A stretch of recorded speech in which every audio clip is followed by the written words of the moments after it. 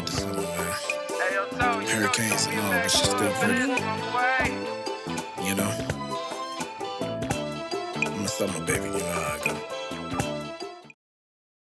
Yo, it's your boy Tone East, Studio 1920 podcast, by the way of Only Vegas.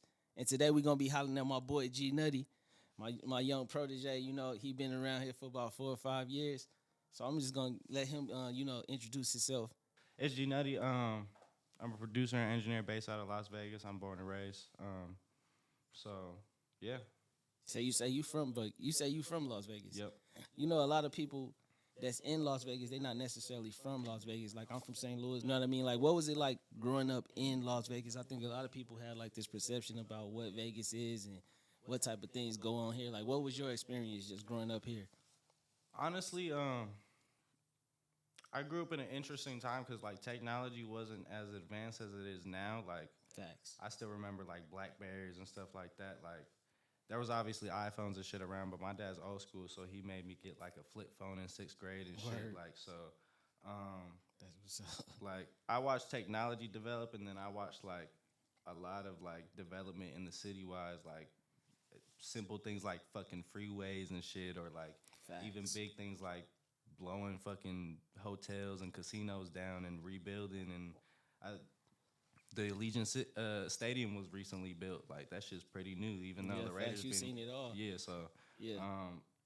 I really watched the city develop from like a small town damn near to like an actual like running city where we're becoming like an entertainment capital damn near. Like a major city. Yeah. And it wasn't always like that. Hell no. I don't think people know that. I think people just assume like, oh, Las Vegas, city of lights, entertainment, and it's the strip. Like, that's all you think about. Yeah, well, I mean, we got like the fucking strippers and shit, and then you know, gambling and stuff. So it was always big, but it's not like entertainment wise. It's not. It's starting to get damn.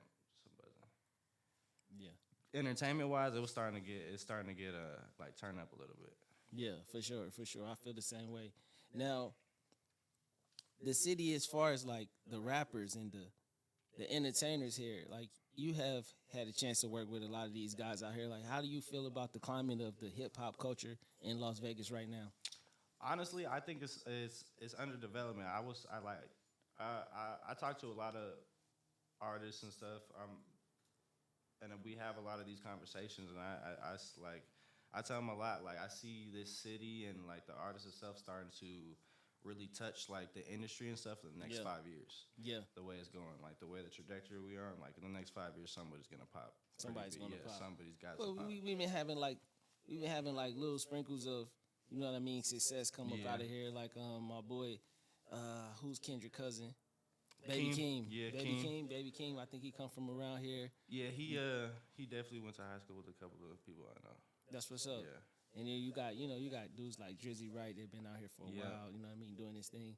But yeah, like, as a studio owner, you know, we got a lot of guys coming in and out of here, and I definitely think the talent is here.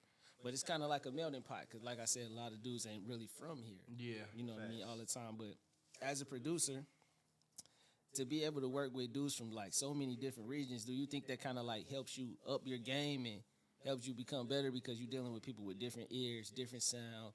You know what I mean? Yeah, I feel like something that Vegas has that a lot of cities don't maybe is like versatility. Yeah. So like we're seeing a lot of rappers from EBK. We're seeing a lot of like Cali rappers. But we're also seeing people from Atlanta and South, North Carolina and Virginia. Like, so it's a different sound. Like I pull inspiration from like a lot of different people. Like DJ Mustard, for example, and then I take a lot of Metro inspiration. Those people from 2 different places, like, and that's 2 whole different sounds. So, I think Vegas, like, it being as like diverse as it is, and it's kind of like a melting pot of people. Like, it's just a bunch of different cultures. So you get a lot of diversity and like versatility in the music. Like, not everybody's the same. That's a fact. Now, I've been around you, so of course I know like you like a dope ass producer. Yeah. You know what I mean? If I should say so myself, like I wouldn't just say the shit. Like I actually mean it. Like Gnutty is nice as fuck. You know what I mean? Like what was I about to say? Damn, I forgot. Gnutty is nice. So I was about to ask you, like, who are some of the artists that you have been able to work with? You know what I mean, throughout your like very short career. Yeah, well, I'm only 2 years in the Yeah. studio space. That's facts. I guess coming on 3 because it's 2025 now. But so I haven't been doing it long. But I have worked with a lot of people and just bumped shoulders with a lot of people. Just some names I have under my belt, like I have some. I don't know if people know Flash Gotti, Skipper the Flipper. I've done some work with Lady Gaga before. I've done some work with CeeLo. I've done some work with Jazz Laser. Yeah, these are some. Yeah. These are some high level names here. Yeah, you know, it's like there's a. I work in a commercial studio, so like it's a lot of people I just like naturally bump shoulders with. Like there was the third time I was in that studio, I bumped into ATL Jacob. Like That's I was just crazy. sitting on the couch making beats. I turned around, he walked in and was like, I just looked at him. He was like, "Oh, my apologies." I was sitting there like, "What the fuck?" Like that's Jacob. See, that kind of speaks to Las Vegas. Like that makes this Las Vegas is very unique because I feel like being here it provides those type of opportunities. You never know Yeah. who you're gonna be Yeah. around, who's gonna walk into the door. And the thing is like it's so small out here. Yeah. If you're like, you don't have to be super fucking good, but if you're decent at this shit, people are gonna give you a chance. And like, as long as you're right there, ready to take those opportunities, then they're gonna be right there for you. Like, Yeah. you know. So Yeah, for sure. But let's backpedal a little bit. Let's talk. You know, because when I first met you, you was coming in. You was like, "Yo, I want to do this. I want to do that." I'm like, "Hey, I'll give you opportunity to come Yeah. in here. You want to Facts. put in some work in. You know what I mean? Show me you could put some work in. You definitely did that. But kind of tell me, you know, like your starting experience. I started in quarantine, so Yeah. it was like 2019, 2020. My parents just like bought me a laptop, but I had always been around like music. My dad used to make beats and shit like as a hobby, but Yeah. he called it his guilty pleasure, so he wasn't like putting it out there like that. Like, so, but I was always around it. Yeah. Saying that, once I started, I kind of had like an idea of what to do already. Yeah. Like, so I was already making beats on like GarageBand on my phone. Like, you know, that's how people started in like freshman year. And then Yeah. quarantine happened like towards the end of my freshman year. I ended up getting a laptop like early summer, I would say, like right before my sophomore year. And I just started making hella beats. Like I had like straight A's in high school, and as soon as I got FL, like my shit went down to B's and C's like real quick, like snap of a finger. I swear to God. So you switched the focus.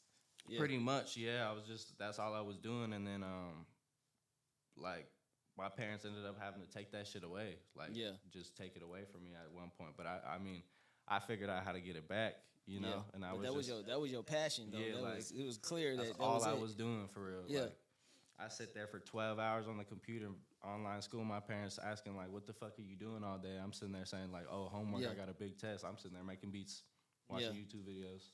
Hey, so that type of work though, you know, like when you're doing it, when you in the moment and you got your parents on your ass, it might seem like, oh man, I'm fucking up. But when you come full circle to who you are today, Yeah. it's like all of those hours count. You know what I mean? Facts. Like that passion, that sacrifice, all those shitty ass days, shitty feelings. You know what I mean? Like, damn, everybody's fucking with me while I'm just trying to do the shit I love. You know what I mean? Yeah. Like it come full circle and just speak to the importance of that. Like talk to the kids and these young boys about how they need to just kind of like stay focused if this is really their dreams. If you're really serious about it, right? Naturally you're just gonna be doing it every day. Yeah. Whether it's like making 5 beats a day or making 1 beat a day or making just a melody or just practicing your drums or just watching a couple of videos, right? That's something towards like, it's something productive for you to do consuming music. And then like, When you say videos, you mean like YouTube? What do yeah, you mean, YouTube videos, like I would say like producer grind. That's like, I'm tapped in with a couple of people from producer grind. All of them are hard. They know what they're doing. Like they damn near top me what the fuck I'm doing. Watch people like that. Yeah. If you're interested in engineering, watch engineering videos. There's like mix with the masters. There's do some research. Yeah. If you're serious about it, you're gonna do some research. Go do some research.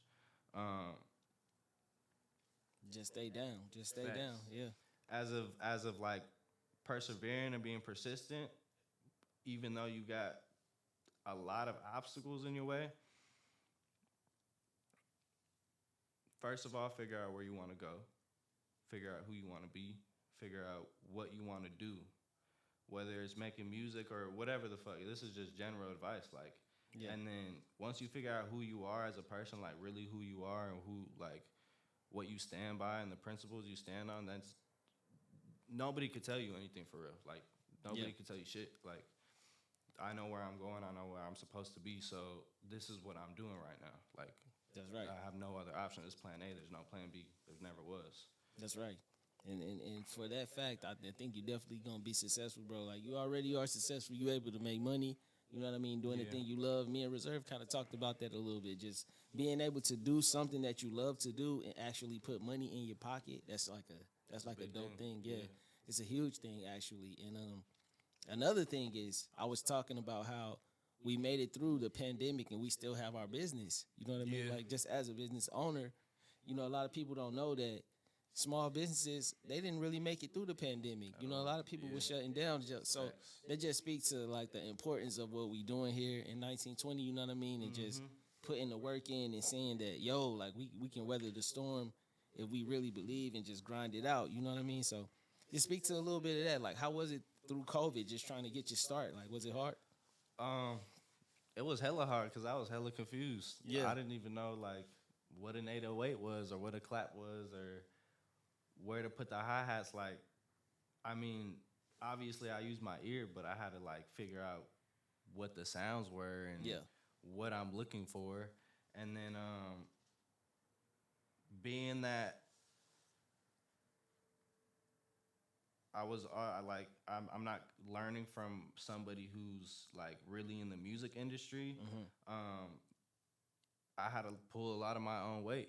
Like, my dad could only carry me so far with this shit. Like I had to once he taught me as much as he could, I had to go learn how to do what the fuck I needed to do. Right, like, and that's where those videos come you know? in. That's where that, and then I got really fucking lucky. Go find some mentors. Yeah, I got lucky as hell. Like I won't say it's a little bit of luck and a little bit of just being ready when I was supposed to be ready. But like when I first started, I came across a producer grind page. I was talking shit in the live chat. They were like, "Oh, he's talking hella shit. Play a beat." Yeah. Play the beat. This shit was low key hard. I'm only 6 months in. I'm like 15, 16. Yeah. I get into Discord. They end up finding that shit out eventually, and they were like, "Oh, he's hard." And I was just sitting there, literally just watching people all day make beats. Yeah. And just pulling game, asking questions when I could. Like, damn. That's crazy. That's a crazy story. Just being ready, like being ready for the moment. Yeah, and then just like being open and being coachable. Yeah. That's a big thing. Like, yeah, I get it. Everybody has an ego in this music shit. Like, you came a long way. You did, everybody has their own story. But, like, if you're really serious about this shit, you're going to shut the fuck up and listen. Like, when it's time to listen. Yeah, that's facts. That's facts. That's something you can't teach either. You know what I mean? And a lot of the young people, I think they need to hear that. They feel like they don't want to listen to nobody. They think they know everything. But sad to say, but there's always somebody that knows more. You know what I mean? Yeah. I had to learn to shut the fuck up and listen. Yeah. At a certain point, I thought I knew everything, and then somebody told me, "Hey, it was my dad mostly." Yeah, for sure. For sure, it should be your pops. Yeah, thank like, God for that. honestly, That you even got your pops in your corner like that. For it to be him, to be honest. So that's pretty dope. And you said that he used to do his thing with the making beats and stuff. So I'm pretty sure like he should be proud of you right now. Yeah, I mean it took a long ass time to get that, like, get the respect out of him. But like, once he seen me, like Lex Luger, for example. Once I bumped into fucking Lex Luger and was like, got his Instagram and showed him some beats, my dad was like, "Hey, keep doing what you're doing, bro." Yeah. And that shit felt good. Yeah. That shit was, Yeah. I was like, all right, cool. That's what's up, bro. He definitely probably proud of you, bro. 100%. I know I got a son that's 16, you know what I mean? He trying to grow into his own. He think he know everything. Yeah. So I know what it's like, you know what I'm saying? So I'm definitely sure that he proud of you. But yeah, bro, like as far as the future, like I know you got a lot of things that you're working on, and what can we expect from you in like 2025? I'm gonna be traveling a lot more, just like networking with people and putting my face in front of a lot of different people, and just it's time for me to expand. Like I've been Yeah. in the space for like 2 years, so I've shook a lot of hands I need to shake and bump shoulders with a lot of people I need to, Yeah. bump shoulders with. And if it's, there might be a couple of people, but I know most of them, and they probably know of me most of the time. So it's like time for me to travel more. Really, I'm gonna start shifting my focus. I haven't written anything down yet, so I need to go write some things down and figure out what really the focus is. That's right. But like writing things down is a big thing. Like, Writing it down, yeah. making it real, right? Making it real and working towards it comes to existence. You know what I mean? That's a key. That's a key fact. A lot of the shit I wrote down when I was first starting music, when I was like 15, 16, like I wrote that shit down like a 5-year plan, 10-year plan. Like I'm already checking off like 90% of the things naturally. Like I come back to the list every time. I'm like, damn. That's hella clutch, bro. Yeah, I'm really That's hella close. clutch. You need a new list now. Yeah, exactly. You need a new list. Like, I don't know exactly what's gonna be going on, but like it's gonna be. I'm getting a lot more serious with this. I'm trying to figure out how to monetize my shit. I'm trying to figure out how to make money off this shit, so I can just like sit down and chill and not have to bust my ass all day and actually just really focus on making beats or Yeah. making music. Like I've been diving into artistry and shit recently, so Okay. I'm trying to pinpoint where I want to go exactly right now. Yeah. Well, that's what's up, bro. That's fire. I mean, I definitely know that you're a co-producer. So, is any collaborations that you know what I mean, got planned or anything that you look forward to I doing? mean, I recently got a B-Rax and Wheezy collab. Oh, that's fire. Yeah, that shit was pretty sick. That's fire. Yeah.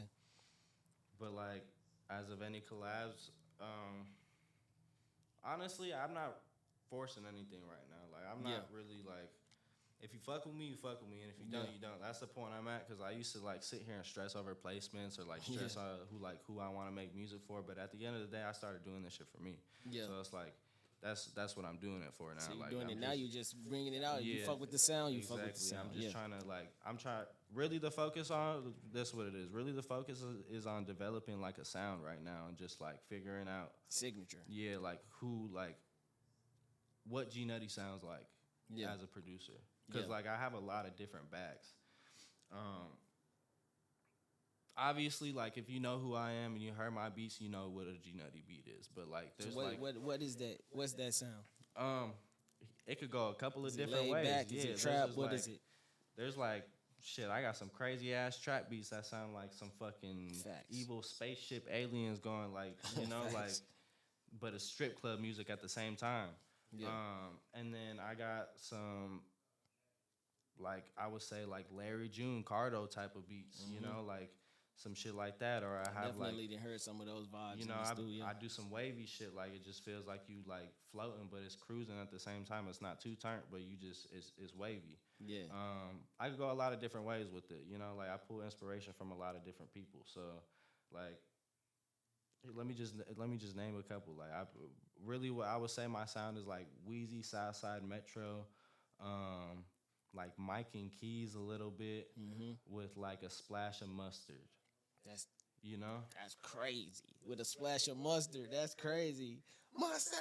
Yeah, mustard been going crazy too. They killed the end of the year. Yeah. But hey, bro. I don't know what's going on. I'm dropping shit, but yeah, bro. Like, I'm definitely super excited about 2025 and seeing where you're gonna take things. You know what I mean? So, like if any of the artists want to get in contact with you, you know what I mean, they want to come vibe out with you or hear some of these beats that you're talking about, like where can they find you? Either my page at GNUTTY1 or the 1920 page. And then if you just hit me up on the page, you get my number directly. There you go. So you can reach him out to Gnutty Instagram or Studio 1920 Instagram. And I think we're going to wrap this one up. Gnutty, any last words for anybody trying to, you know what I mean, they need a little inspiration? There's power in the tongue. Yeah. So whatever you say can and will happen. You just have to make sure you're moving with intention always. There you go. There you go. Shit, words of the wise from the young boy.